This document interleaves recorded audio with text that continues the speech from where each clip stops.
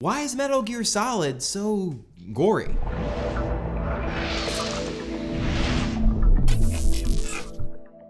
If that question alone isn't a strong enough warning, in this episode, I'll be talking about some graphic material. For a franchise where you sneak around military bases behind a fantastic pair of glutes, you've got to admit that there's some pretty gruesome stuff going on in Metal Gear. Over the course of 11 games spent saving the world from nuclear-enabled mechs, you witness countless acts of torture, mutilation, and body horror that can be a bit hard to stomach at times. To thank, we have Hideo Kojima, who has written, directed, and groomed Metal Gear from its salad days on the MSX2 to the vast and beautiful swan song that is and was Metal Gear Solid 5.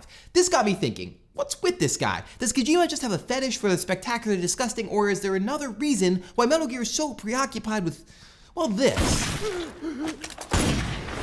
If you look at the outlandishness of Metal Gear on the whole, the gore could just be par for the course. It's entirely possible that Kojima is incapable of showing even an ounce of self-restraint when writing each game. I mean, Metal Gear consistently delivers an almost incomprehensible storyline that goes all over the map. It features, among other things, a vampire commando who kills an entire SEALs unit to suck their blood, a shamanistic sniper who's been asleep for years and has a pet parrot, an operative who has a surgery to replace his arm with the arm of another operative. So scenes like the crazy surgery scene in Ground Zeroes could just be an extension of that, and for good reason. Disgust is incredibly potent stuff. So when we see Paz screaming on the table with the surgeon reaching with his hands inside of her body to remove a bomb, obviously, it has an actual physiological effect on us. Your heartbeat slows down and your stomach feels a flash of nausea. And this could and does put Kojima in the same boat as directors like Quentin Tarantino and Eli Roth, who want to make us feel uncomfortable by grossing us out. Well, unless it's being put to use for something else. Well, this may sound weird, but what if Metal Gear is trying to tell us something with all of its body horror? Writing for Killscreen, David Shimomura proposed exactly that. He writes that perhaps Hideo Kojima is trying to speak to us through body politics. To put a shiny bow on it, he thinks Metal Gear mangles, tortures, deforms, and augments the bodies of characters to show us that war is dehumanizing. Similar to how Shakespeare uses blood to emphasize guilt in Macbeth, Kojima uses disgust as rhetoric to comment on war. And on second thought, sophomore English class would have been so much better with disfigured cyborgs. So for instance, scars. Big Boss's lost eye is the obvious one, or you could also look at Cobra Unit. The Fear has a bifurcated tongue. The Fury has been badly burned and walks around in a bodysuit. The Pain's face is heavily scarred by the stings of his signature weapon.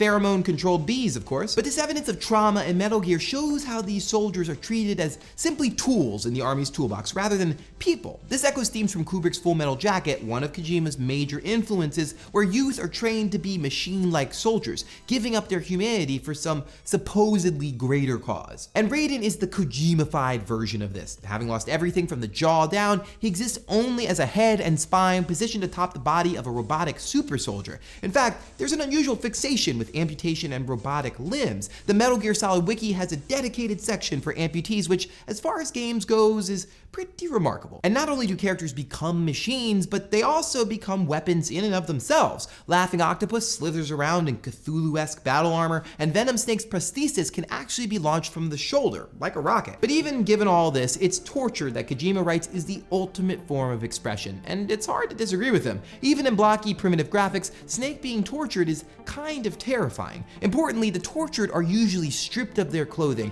and the torturees are more often than not on the side of the impending nuclear threat. Taken abstractly, the Metal Gear universe suggests that humans are these helpless hostages and pawns in the grips of giant military governments vying for power. Of course, I could just be reading into this way too much, and Metal Gear is just violence for violence sake. But the imagery does fit very well with the words of author George Orwell, another major influence on Kojima. Orwell wrote, "If you want a picture of the future, imagine a boot stamping on a human face." Only in Kojima's case, instead of stamping, the leg has been chopped off. So what do you think? Is Metal Gear a mutilated work of genius, or is Kojima just making you throw up a little bit in your mouth? Hash it out in the comments, and if you like what you saw, please subscribe. A big thanks to David S. for his excellent piece on the body politics of Metal Gear. You should all go read it if you'd like to learn more about body politics. I'll see you next week.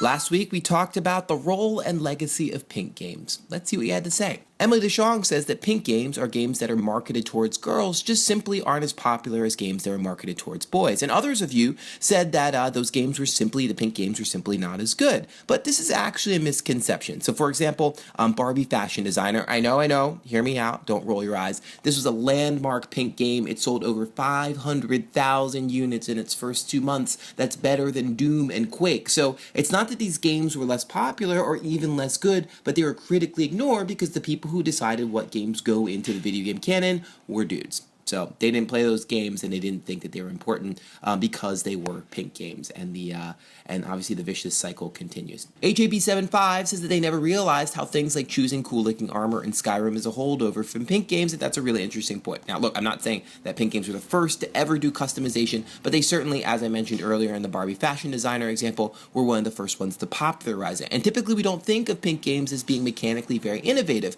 but some very novel game mechanics actually grew out of them. So if you think of a game like Persona, where dressing your character in different outfits gives you a stat boost, or in a game like Dark Souls, where you also get a stat boost for matching together outfits, you're choosing clothing based on its weight and whether or not you want to play as a light or a heavy character. Put another way, you're just deciding what dress you want to wear at the prom.